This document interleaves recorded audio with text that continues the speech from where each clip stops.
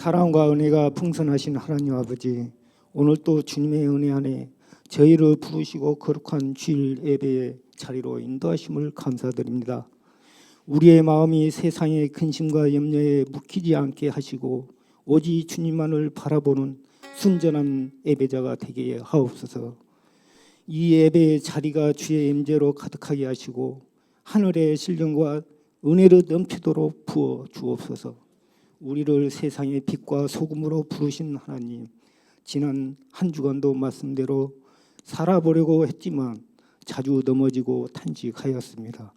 말씀을 가까이 하기보다 세상의 소리에 민감했고 성령의 감동보다 나 자신의 감정과 욕망을 앞세웠음을 고백합니다. 하나님을 경외한다고 말하면서도 실상은 내 이름을 높이고자 했음을 회개합니다. 우리의 연약함과 허물을 불쌍히 여기시고 십자가 보혈로 덮어주시옵소서.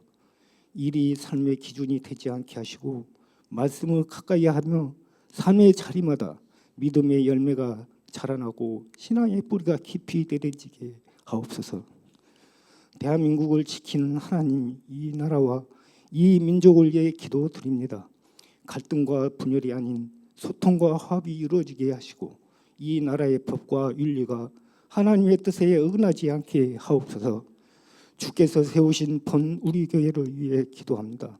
우리 교회가 말씀 중심의 교회로 더욱 든든히 세워지게 하시고 복음의 빛이 꺼지지 않도록 굳건히 붙들어 주옵소서. 우리 교회의 모든 사역 위에 주님의 지혜와 은혜를 더하시고 지역과 세대를 변화시키는 복음의 통로가 되게 하옵소서. 성도들이 서로 존과하며 기도로 세워주는 참된 믿음의 공동체가 되게 하시고 서로의 다름을 포용하며 진정한 연합의 아름다움을 이루게 하옵소서. 질병으로 고통받는 성도들에게 그리스도의 손길로 치유와 회복을 허락하시고 경제적 어려움 속에서 있는 지체들에게 빠르지 않는 공급과 채우심에 은혜를 허락하여 주옵소서. 무거운 마음을 가진 자에게는 주님의 편안을 주시고 상처에 짓눌린 자에게는 머물지 않게 하옵소서. 단 위에 서신 목사님께 말씀을 선포하실 때 성령의 기름을 부어주시고 듣는 우리 모두가 주님의 음성을 분명히 듣게 하옵소서. 예배를 위해 섬기고 헌신하는 봉사들에게 수고 위에 하늘의 유로 상급으로 갚아 주옵소서. 모든 예배 순서 위에 성령의 능력이 흐르게 하옵소서. 이 모든 말씀 우리 구원하신 예수 그리스도 이름으로 기도드립니다. 아멘.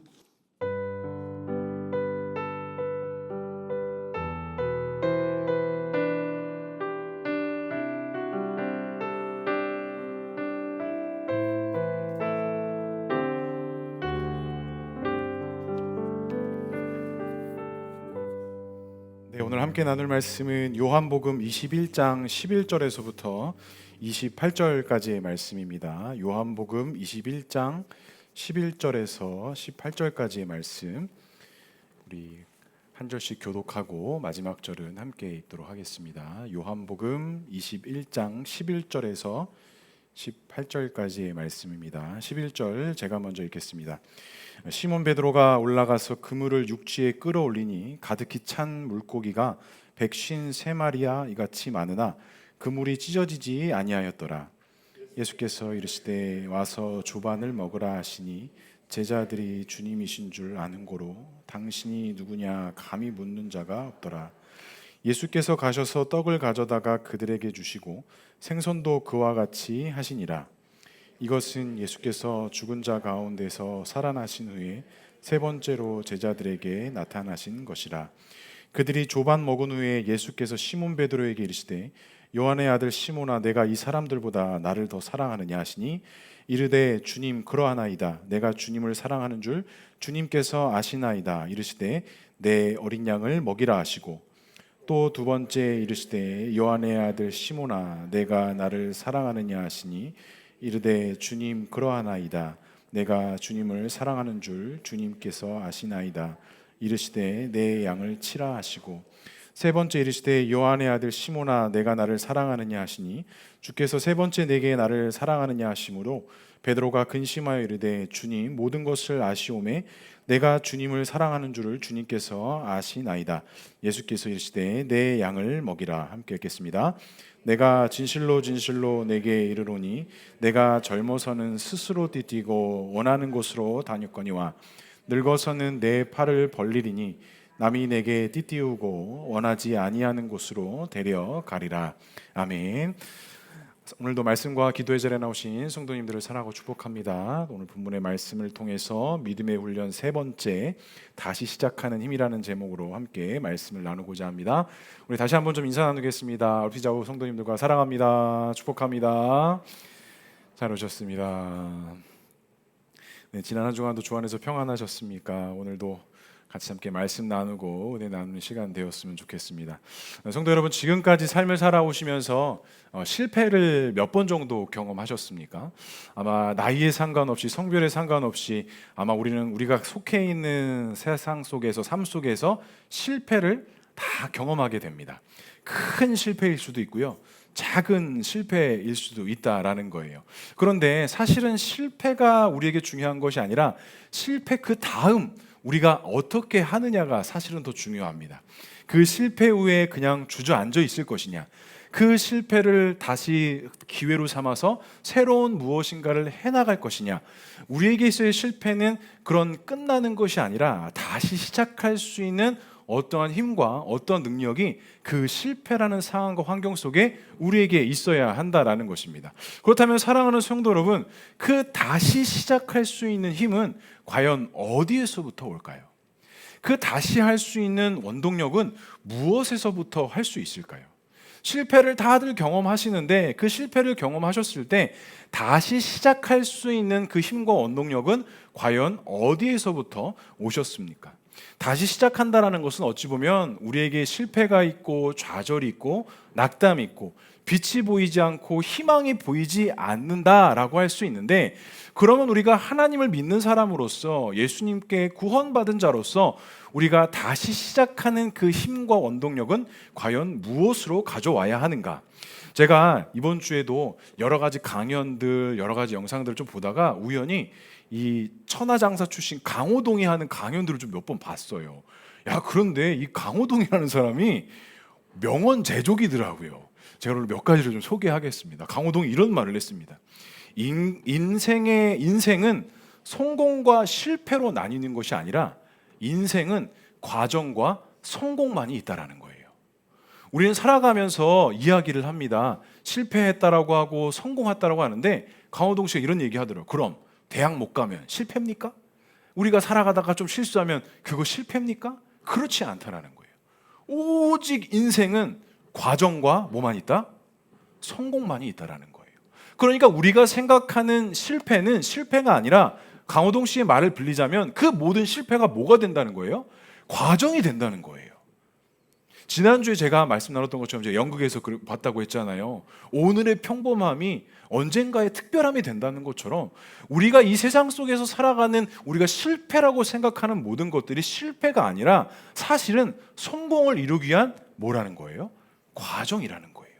그러니까 결국 다시 시작한다라는 것은 실패가 있었기 때문에 다시 시작할 수 있는 것이 아니라 우리에게 과정이 있기 때문에 뭐 할 수 있다라는 거예요? 다시 할 수 있고 성공할 수 있다라는 거예요. 그러니까 삶 속에서 실패를 경험하시고 어찌 보면 지금도 그 실패의 좌절감 속에 패배감 속에 있는 성도님이 계시다고 한다면 그거는 실패가 아니다. 뭐다? 과정이라는 거예요. 그럼 우리 그리스도인들에게 있어서 그러한 아름다운 과정이 있지 않은 채 어떠한 성공을 이룬다면 그 과정이 없이 성공을 이룰 수 없는 것처럼 우리 그리스도인에게 그 아름다운 과정 속에서 오는 다양한 은혜와 묵상과 하나님의 은혜를 우리가 발견하지 못한다면 아무리 성공을 이룬들 그것은 결코 하나님께서 원하시는 성공과 모습이 될 수 없다라는 것입니다.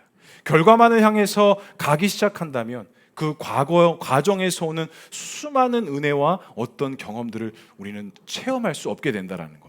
만약 오늘의 실패와 좌절이 낙담이 아름다운 과정이 될 수 있다라고 한다면 우리가 지금 경험하고 느끼고 있는 그런 낙담과 좌절의 마음이 하나의 과정이 될 수 있다고 한다면 이 과정은 좋은 것일까요? 나쁜 것일까요? 좋은 것입니다. 우리가 생각하는 실패, 우리를 어렵게 하는 이 모든 실패가 정말 하나님께서 이루시는 아름다운 과정이라고 한다면 이 실패도 하나님의 은혜요, 하나님의 섭리요, 하나님께서 우리를 인도하시는 선한 방법이 될 수 있다는 사실입니다. 사랑하는 성도 여러분, 오늘 본문의 말씀을 통해서 오늘 특별히 부활하신 이후에 예수님께서 이 베드로와의 만남, 우리가 너무나도 잘 알고 있는 말씀인데요, 잘 알고 있는 말씀이지만 또 우리가 내면적으로 잘 또 발견하지 못하는 그 요소들을 통해서 과연 우리가 다시 시작하는 데 있어서 우리는 무엇으로 시작하고 또 주님께서는 우리에게 무엇을 말씀하시는지 오늘 말씀을 통해서 함께 은혜를 나누고자 합니다. 첫 번째로 부활하신 예수님께서 이 베드로를 어디에서 만나셨을까요? 우리 11절 상반절만 읽어보겠습니다. 시작. 시몬 베드로가 올라가서 그물을 육지에 끌어올리니 가득히 찬 물고기가 153마리라. 아멘. 지금 부활하신 이후에 예수님께서 베드로를 찾아오셨습니다. 여기가 지금 어디죠? 바다입니다. 그런데 이 사실은 예수님께서 베드로를 처음 만나셨을 때 어디에서 만나셨죠? 바다에서 만나셨습니다. 평생 어부로 살고 있던 베드로에게 예수님께서 뭐라고 말씀하시냐면 너가 이제는 고기를 낚는 사람이 아니라 사람을 낚는 어부가 되겠다라고 말씀하세요. 그냥 우리는 알고 있는 말씀이니까 그런 부르심인가 보다 생각할지 모르나 베드로에게 있어서 평생 어부로 왔던 사람에게 너가 이제 물고기 잡는 일을 하는 게 아니라 사람을 낚는 일을 하게 될 거야 라는 이 메시지는 베드로에게 있어서 어떻게 보면 새로운 꿈을 꿀 수 있고 새로운 무엇인가를 할 수 있는 기회의 메시지였다라는 거예요. 그러니까 단순히 사람을 낚게 하겠다라는 예수님의 부르심이 베드로의 입장에서는 이게 아니라 뭔가 이전까지 생각하지 못하고 볼 수 없었던 것들을 볼 수 있고 나아갈 수 있는 희망의 메시지가 예수님의 첫 부르심이었다라는 거예요. 제가 주로 좋아하는 프로그램이 다큐 3일이라는 프로그램 제가 많이 본다고 했잖아요. 그 중에서도 많이 보는 게 이 어부들의 삶의 다큐 3일을 되게 많이 봐요. 그래서 이번 주도 그 먹갈치 잡는 어부의 3일, 그 다음에 이 가자미를 잡는 이게 봐요. 본데 되게 재밌어요. 정말 재밌어요. 정말 그 알 수 없는 바닷속에서 어떻게 그 길을 알아서 물고기를 잡는다라는 게 너무 신기한 거예요. 그런데 이 어부들의 삶을 제가 다 알 수는 없지만 그 프로그램을 통해서 제가 발견한 게 한 가지가 있는데요. 이 PD들이 물어봐요. 이 선장이나 어부들한테 물어봐요. 아니 이렇게 힘들고 고생스럽게 육지를 떠나서 막 열흘 막 한 달 이렇게 어부 생활을 하시는데 힘들지 않으십니까? 힘들대요. 그런데 이 힘든 일을 왜 이렇게 힘들어도 하냐라고 물어보냐라는 거예요. 근데 이 선장과 어부들의 대답이 똑같습니다. 왜 하는 줄 아십니까?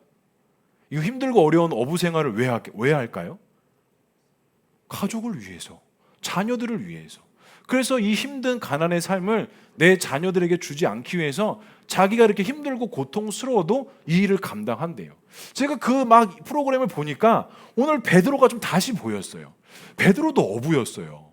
그런데 얼마나 그 어부로서 사는 삶이 물론 감사일 수도 있고 그게 직업이니까 그럴 수도 있지만 얼마나 그 삶에 고달픔이 있었을까요?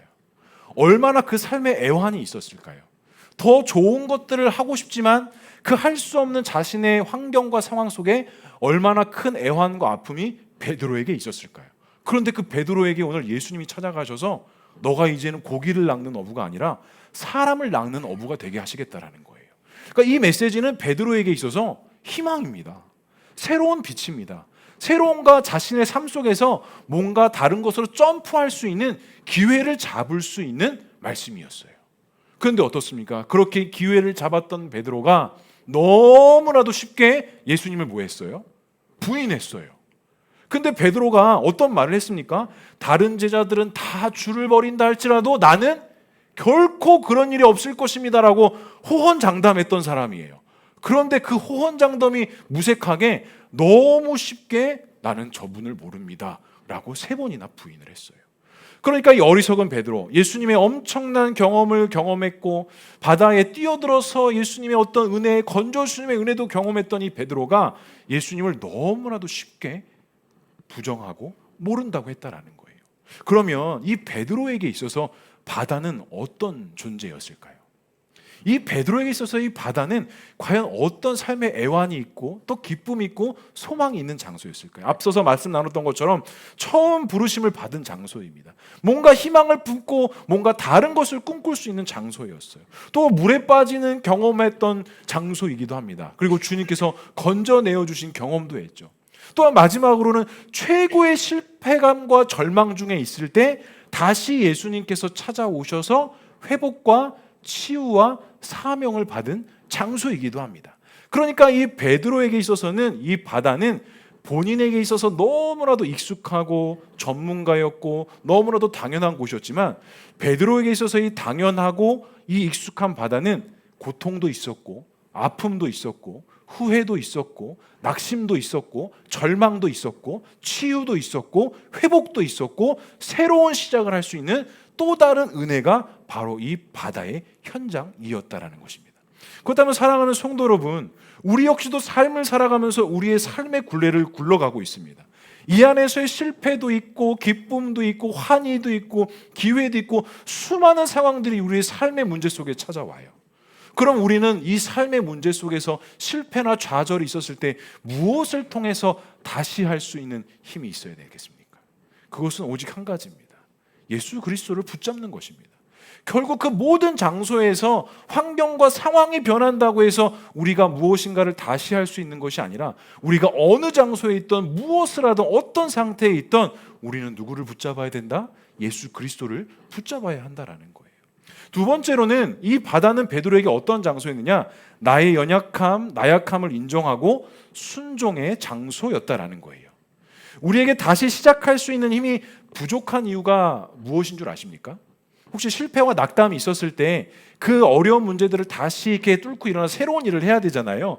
근데 그것이 힘들고 어려운 이유가 혹시 무엇 때문인지 아세요? 무엇 때문에 다시 시작하는 게 좀 어려우셨습니까? 저는 생각해 보니까 인정하지 못해서 다시 시작하는 힘이 없었던 것 같아요. 그 실패했던 것에 대해서 실패로서 인정하고 나의 나약함과 연약함을 인정하고 빨리 그 자리에서 일어났어야 되는데 그 인정이 그 실패와 그 좌절이 내 자신 속에서 인정이 되지가 않는 거예요. 그런데 보통 변화를 가져오는 사람, 변혁을 꿈꾸는 사람들의 특징을 보면 이 자기 자신에 대한 인정이 상당히 빠르고 또 그것에 대해서 쉽게 하는 사람이 변화의 삶을 가져온다라고 합니다. 그렇다면 베드로는 오늘 본문에서 무엇을 인정하고 무엇을 순종했을까요? 모든 힘과 모든 방향성을 잃어버렸던 베드로가 자기 고향으로 다시 돌아왔습니다. 새로운 희망을 발견하고 예수님을 따랐지만 예수님께서 십자가에서 죽으신 이후에 모든 것을 잃은 마냥 자신의 고향으로 돌아왔어요. 그리고 베드로는 평생의 어부로 살았기 때문에 그 바다의 상황에 대해서 물고기 잡는 일에 대해서 그 누구보다도 뭐였습니까? 전문가였습니다. 제가 아까 다큐 3일 그 어부들 봤다고 했잖아요. 프로그램을 보면 그 선장이 그 조종석 앞에 노트가 항상 이렇게 쌓여 있더라고요. 근데 고기 잡는 일에 왜 저런 노트가 필요할까? 근데 새로운 포인트를 갈 때 그 수첩을 막 넘겨보는 거예요. 그러면서 이제 그 PD가 물어봐요. 도대체 이 수첩에 뭐가 적혀 있냐고 그러더니 여태까지 30년 동안 뱃생활을 하면서 물고기를 많이 잡았던 그 좌표가 거기 다 기록되어 있는 거예요. 그러니까 그 넓은 바닷속에서 이 어부들은 어디에서 고기가 많이 나고 어느 계절에 어디에서 어떤 물고기가 나는지를 이미 경험과 삶을 통해서 다 알았던 거예요. 그러니까 이 수첩은 자식들에게도 물려주지 않는데요. 아무에게도 공유하지 않는데요. 이 노트는 자기 평생의 자산이다라고 하더라고요. 근데 이 베드로도 전문가였습니다. 그런데 오늘 부활하신 이후에 예수님께서 찾아오셨는데 이상하게 그날따라 물고기를 한 마리도 잡지 못했어요. 전문가가 한 마리도 잡지 못한 거예요. 그런데 예수님께서 그 베드로에게 뭐라고 말씀하시냐면 6절에 그물을 배 오른편에 던지라 그리하면 뭐한대요? 잡을 것이다 라고 이야기해요. 그런데 예수님께서 이 말씀하셨을 때는 베드로와 제자들이 그가 예수인지를 인지하지 못하고 있을 때였어요. 하루 동안 전문가들이 고기를 잡지 못했는데 어느 사람이 배를 오른쪽으로 내려봐. 그 물고기를 잡을 거야. 그러면 전문가인 베드로가 예 그렇습니까? 물고기를 한번 잡아보겠습니다. 그물을 내립니다. 이게 가능한 일일까요? 전문가들은요 남의 말을 듣지 않아요. 이 고집이라는 게 있어서 경험이라는 게 있기 때문에 내가 전문가이기 때문에 남의 이야기를 듣지 않습니다. 그 자존감, 자존심 절대 굽히지 않습니다. 근데 오늘 6절 하반절에 보니까 그물을 오른편에 던지면 그물을 잡을 거야. 그랬더니 베드로가 어떻게 하는지 아십니까? 이에 던졌더니 라고 나와요. 그거에 대해서 되묻고 뭐 이렇게 하는 게 아니라 베드로의 행동이 어떻게 됐다는 거예요. 즉시 그물을 내렸다는 거예요. 궁금했어요. 아니 이 전문가가 우리가 알고 있는 베드로는 말과 액션이 강한 사람인데 알지도 못하는 사람이 그물을 내리라는 말에 그물을 내렸다? 베드로가 이게 가능했을까? 이게 가능했을까?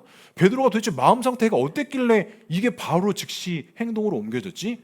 그래서 곰곰이 묵상을 해봤습니다. 그리고 생각해보니까 말씀에는 구체적으로 나와 있지 않지만 또 나름대로의 어떤 묵상과 상상을 통해서 생각해봤는데 지금 베드로의 마음 상태가 어떤 상태냐? 극심한 패배감과 극심한 우울감과 극심한 어떤 이런 귀차니즘에 빠져 있는 상태였을 것 같아요. 그도 그럴 것이 확신을 갖고 있고 자신의 자아가 중요했던 이 베드로가 모든 것이 다 무너졌습니다. 모든 것이 다 무너진 채 정말 모든 실패감으로 고향으로 돌아온 이 상태. 그리고 전문가였던 이 베드로가 물고기 잡는 일에만큼은 정말 그 누구에게도 굽히지 않을 자신이 있었는데 이름 모를 사람의 금을 던지라는 말에 쉽게 그물을 내리는 거 보니까 이 지금 베드로의 마음의 상태가 결코 온전치가 않았다라는 거예요. 저도 한때 이 무기력증에 빠졌던 데가 있었거든요. 정말 이 무기력증에 빠지면 아무것도 하고 싶지가 않습니다. 아무 소리도 들리지도 않고요. 그 무엇도 하고 싶지 않고요. 그냥 흘러가는 시간에 맞춰서 몸을 맡기고 그냥 이리 가면 흥 저리 가면 흥 이렇게 한동안 저도 지냈던 적이 있어요. 근데 사실은 그 무기력증이 어디서 오느냐? 심한 패배감, 상황과 환경에서 오는 그 절박함에서 사실 찾아오거든요. 그러니까 오늘 이 베드로도 이 심한 극심한 패배감과 우울감이 그물을 던지건 말건 이것에 어떤 자신의 어떤 의지나 어떤 의지가 어떤 자신의 상황이 나오지가 않는 거예요. 그러니까 그냥 이름 모를 사람이 던져보라 하니까 그냥 던져본 거예요. 근데 결과가 어때요?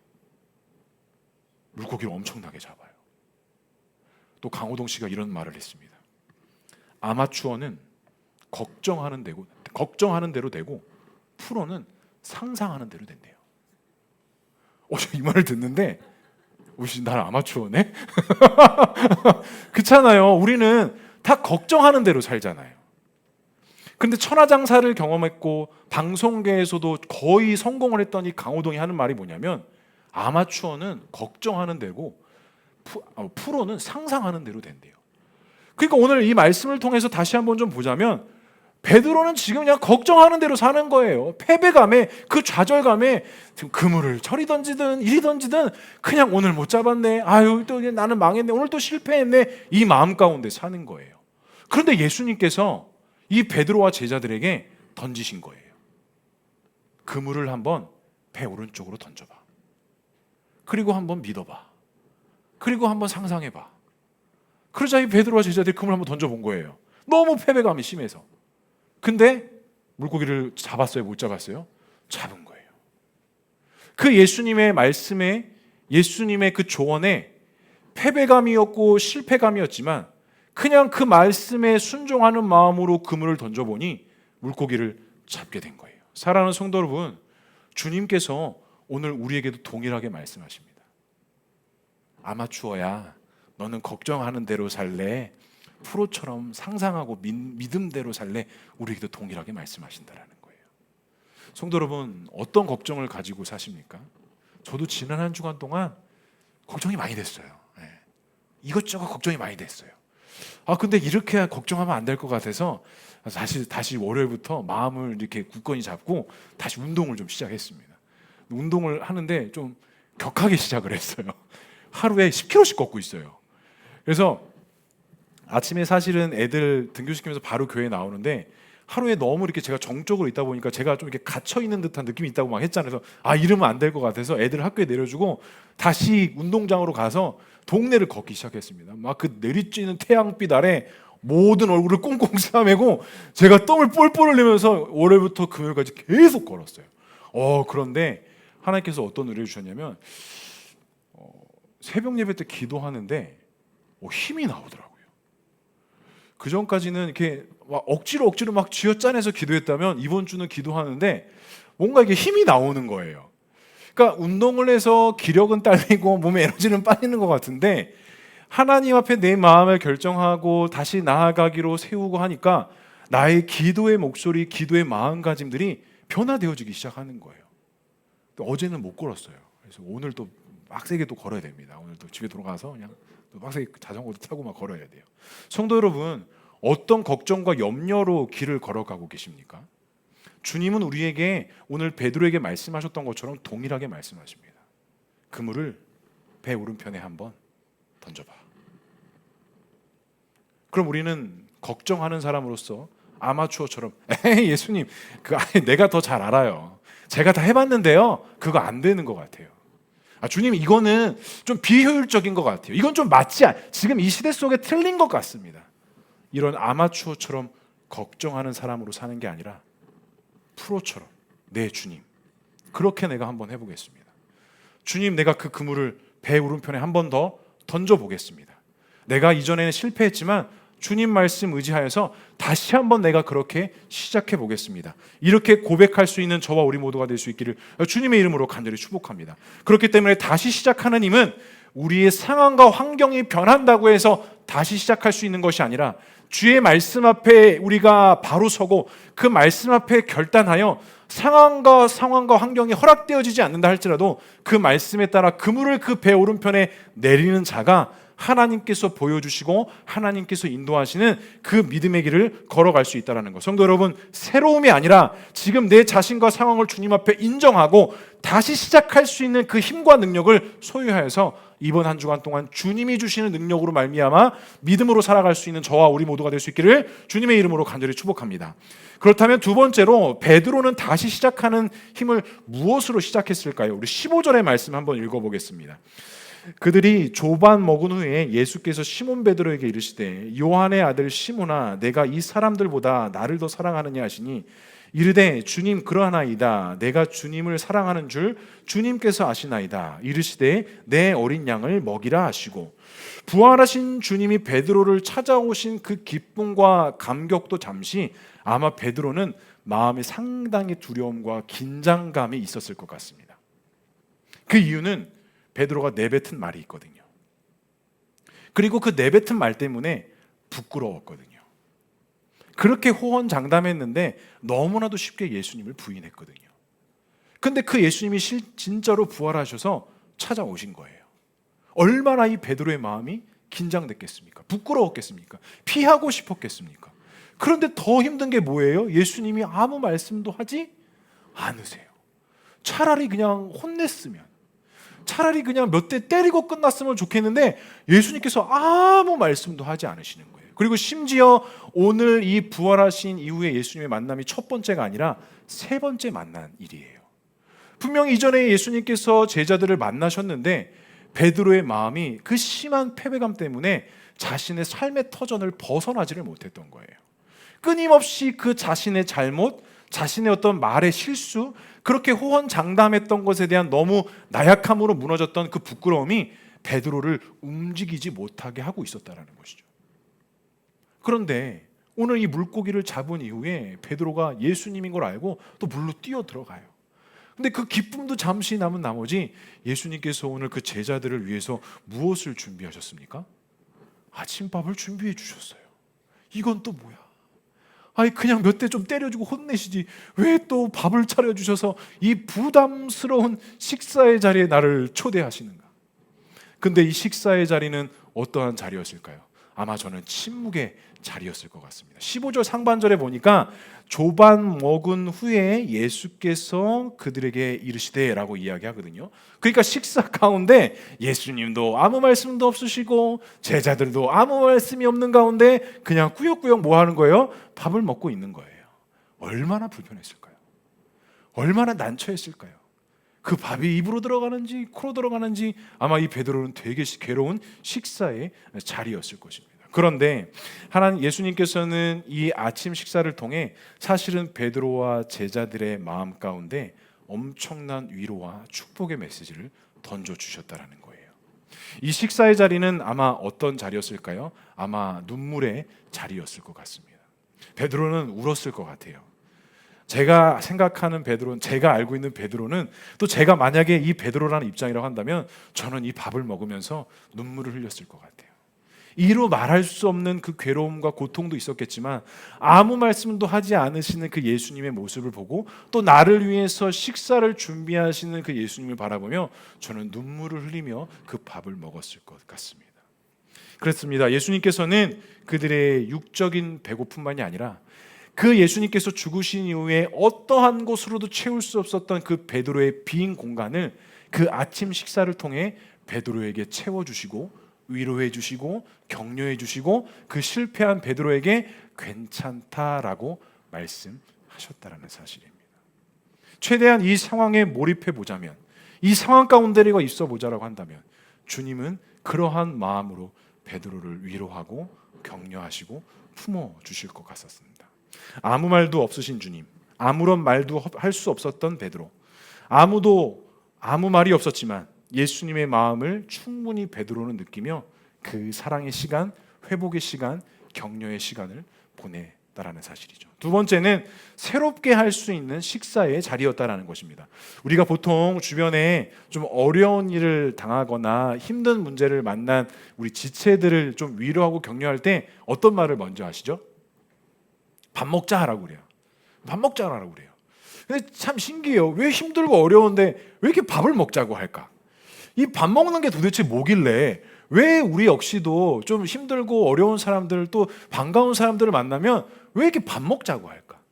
도대체 이 먹는 게 뭐길래 이 밥 먹는 것에 대한 이렇게 우리가 큰 의미들을 부여할까 좀 생각해 보았습니다. 근데 오늘 예수님께서도 다른 방법이 충분히 있었음에도 불구하고 그 실패감이 있던 제자들에게 밥 먹자 그러신 거예요.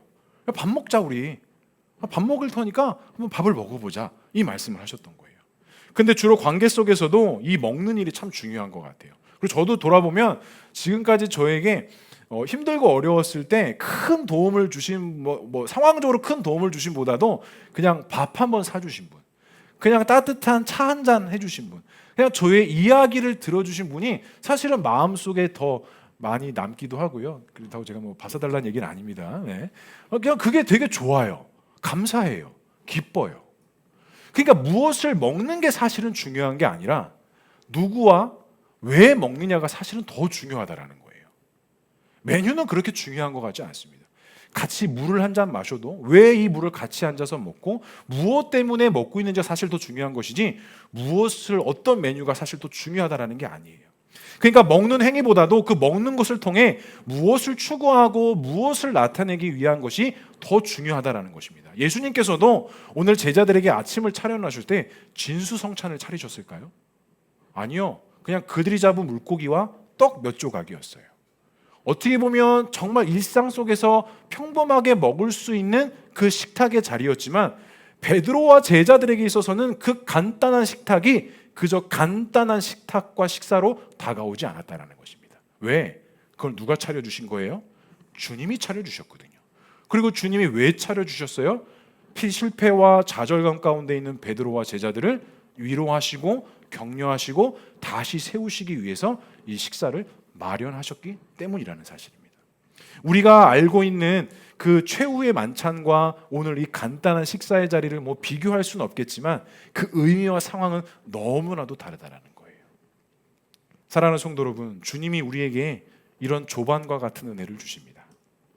실패하고 좌절하고 엎드려져 있을 때 주님은 우리에게 막 드라마틱한 상황의 반전을 허락해 주시는 것이 아니라 사실은 너무나도 일상적이고 단순한 것들이지만 너무나도 우리에게 필요한 그 조반과 같은 은혜를 허락해 주신다라는 거예요. 그리고 우리는 그 조반과 같은 은혜를 통해서 특별한 은혜, 특별히 세상 속에서 아무리 맛있는 것을 먹어도 그 배고픔과 그 빈 공간을 채울 수 없던 것들을 그 주님이 주시는 너무나도 간단하고 단순한 초라하기 짝이 없는 그 조반을 통해서 우리는 채워가기 시작한다라는 사실입니다.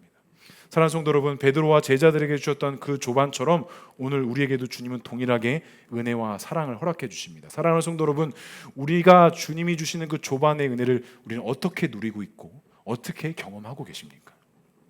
혹시 주님이 주시는 그 조반이 아니라 세상에서 말하고 세상에서 좋다라고 말하는 그 진수성찬과 같은 은혜를 혹시 간구하고 기다리고 계시지 아니하신지요? 아무리 좋은 것을 먹어도, 아무리 맛있는 것을 먹어도 시간이 지나면 어떻죠? 배고파요. 제가 어제 우리 선교사님 자녀 결혼식이 있어서 오랜만에 서울 나들이를 갔다 왔거든요. 그것도 강남 그 코엑스 앞에. 다시는 못 가겠더라고요. 정신이 없습니다. 네. 화성에 살다 보니까 한적한 곳이 이제 좀 좋은 것 같아요. 근데 이 결혼식을 호텔에서 하는 거예요. 그래서 딱 갔는데 배가 고팠어요. 점심 제가 어제 아이들 짜파게티 끓여줘가지고 애들이 짜파게티 먹고 막 배가 고프더라고요. 빨리 가서 밥 먹고 싶으면. 그래서 식이 끝나자마자 그냥 막 식당으로 뛰어 내려갔죠. 그래서 뷔페일 거다 생각을 하고 딱 들어갔는데 뷔페가 아닌 거예요. 자리에 막 다 앉으래요. 자리에 막 생화가 막 이렇게 있고요. 나이프, 수저 막 이걸 어디서부터 어떻게 먹어야 되나 이런 여기에 앉히는 거예요. 앉았더니 코스로 나오기 시작하는 거예요. 막 식전빵, 단호박 스프, 새우 샐러드, 그다음 초밥, 스테이크, 후식으로 뭐 케이크, 커피. 오랜만에 맛있는 걸 먹었습니다. 그런데 참 이 사람이 단순한 게 주차를 하고 결혼식장까지 걸어오는데 왼쪽에 양평 해장국집이 있는 거예요. 마음속으로 저희 아내한테 야 결혼식이고 뭐고 그냥 양평 해장국이나 한 그릇 먹고 갔으면 좋겠다라고 생각했는데 저희 아내도 그냥 우리 양평 해장국이나 한 그릇 먹고 갈까? 근데 그 맛있는 거를 먹었음에도 불구하고 제 머릿속에는 끊임없이 무슨 생각이 나는 거예요? 양평 해장국. 그 선지 막 그게 막 생각이 계속 나는 거예요.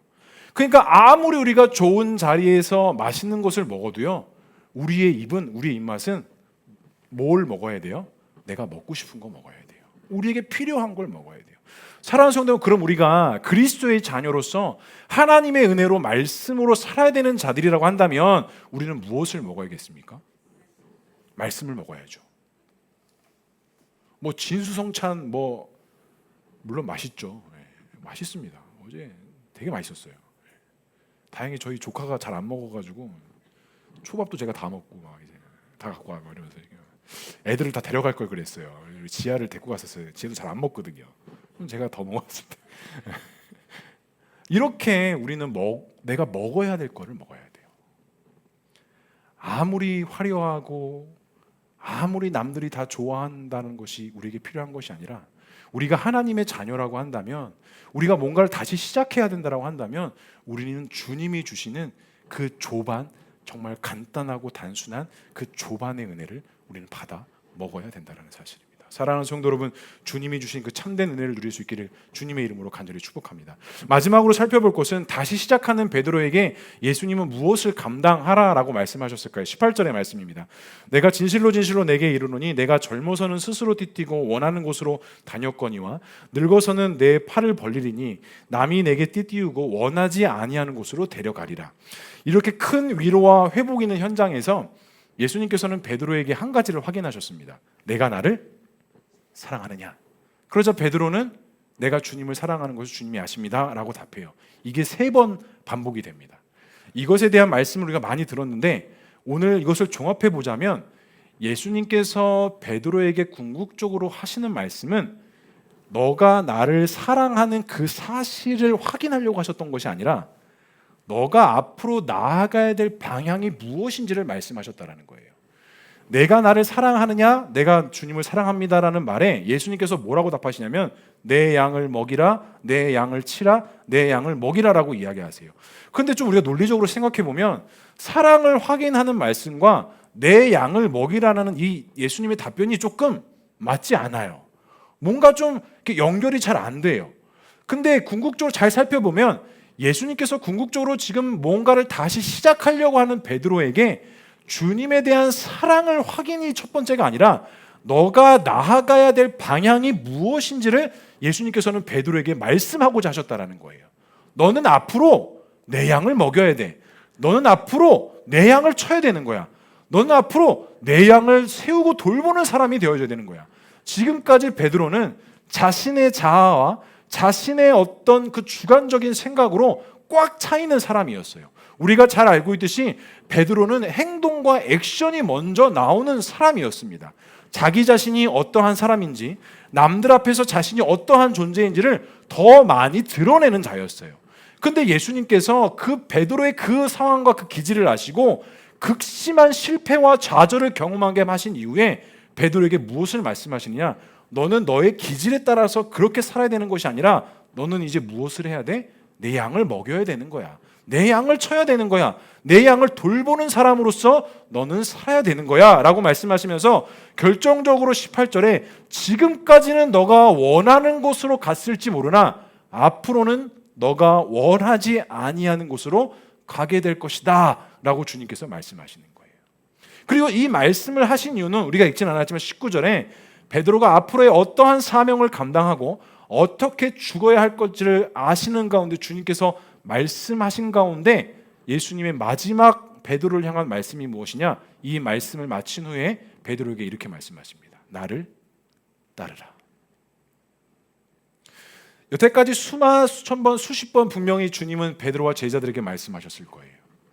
그런데 마지막으로 주님께서 부활하신 이후에 이 베드로와 제자들에게 직접적으로 대화하시면서 너희들이 앞으로 나아가야 될 길은, 앞으로 다시 해야 될 일은 지금까지의 실패를 모면하기 위해서, 그것들을 더 감당하기 위해서 뭔가를 해야 되는 것이 아니라 그거는 다 내려놓고 앞으로 주님이 원하시고 주님이 주신 사명 가운데 너희들이 나아가야 되는 것이야 라고 말씀하신다는 거예요.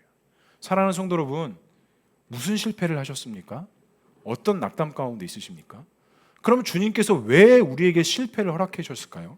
왜 주님께서 우리에게 낙심되는 상황과 환경을 허락하셨을까요? 애따 한번 당해봐라? 애따 너 이거 못했으니까? 마치 징벌처럼 벌처럼 우리에게 심판과 실패를 주셨을까요? 그렇지 않습니다. 베드로가 예수님을 부인한 것, 베드로가 그렇게 남이 다 외쳤지만 멋있게 주님을 버리고 도망간 것, 이것도 하나님의 계획, 하나님의 섭리였다라는 거예요.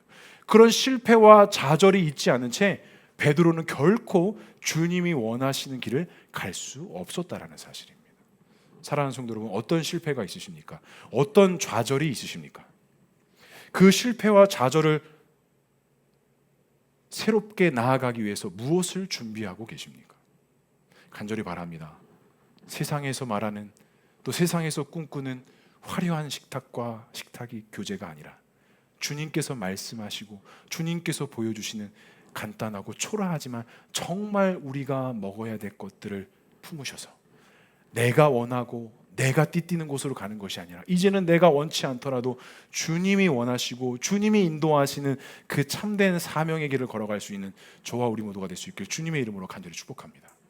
제가 요즘에 많이 기도하는 게 이제 교회가 이제 1주년이 거의 다 돼가요. 1주년이 다 되면 지난 한 해 동안의 삶을 돌아보면서 정말 많은 것들을 우리가 재정비하고 새롭게 되기 위해서 준비 과정이었다라고 생각합니다.